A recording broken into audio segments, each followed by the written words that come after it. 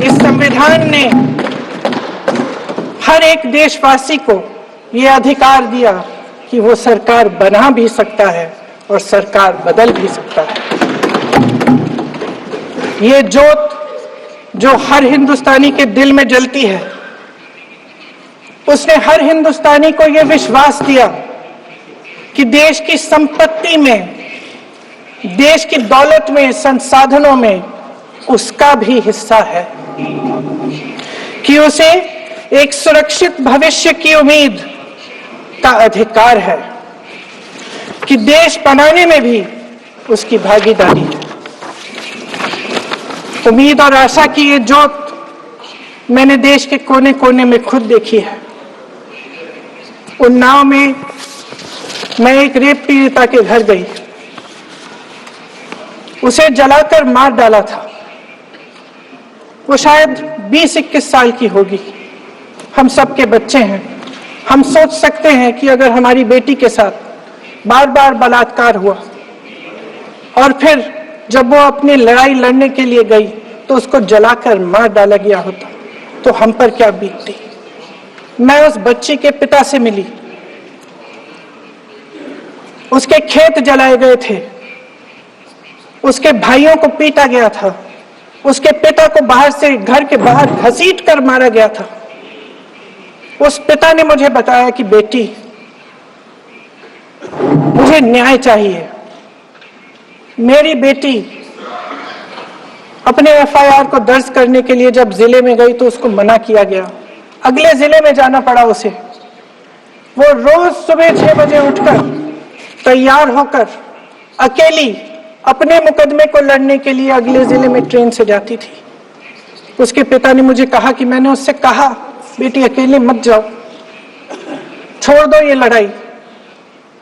लेकिन उसकी बेटी ने उसको जवाब दिया कि नहीं पिताजी, मैं अकेली जाऊंगी, मैं लड़ूंगी, ये मेरी लड़ाई है, मैं इसको लड़ूंगी।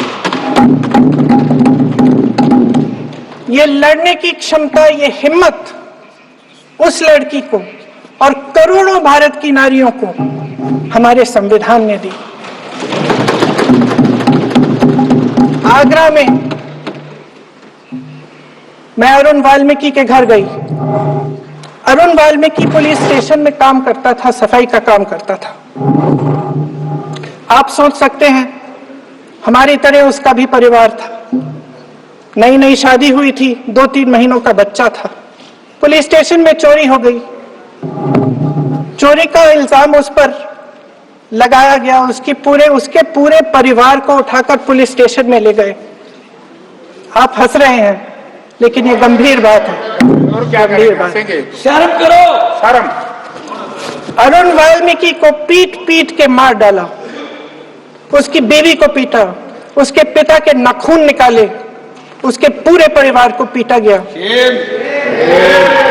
जब मैं उस जवान महिला से मिलने गई जो अभी अभी विधवा हुई थी, तो उसने मुझे कहा कि दीदी, हमें सिर्फ एक चीज चाहिए, हमें न्याय चाहिए और हम इस न्याय के लिए लड़ते रहेंगे, चाहे कुछ भी हो जाए।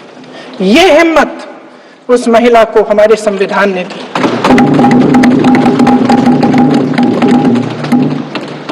संभल के कुछ लोग आए थे हमसे मिलने, जो मृतकों के परिवार के सदस्य थे। उसमें 2 बच्चे थे, अदनान और उजैर। आप सुनिए, उसमें 2 बच्चे थे, अदनान और उजैर।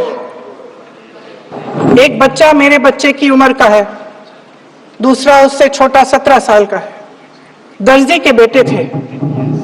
दर्जी का एक ही सपना था कि वो अपने बेटों को पढ़ाएगा, लिखाएगा। एक बेटा डॉक्टर बनेगा, एक बेटा भी सफल होगा दूसरा बेटा भी अपने जीवन में सफल होगा। उनके पिताजी हर रोज उनको स्कूल छोड़ते थे। उस दिन भी स्कूल छोड़ने के बाद अपनी दुकान में चले गए। उन्हें पता नहीं था कि विवाद हो रहा है।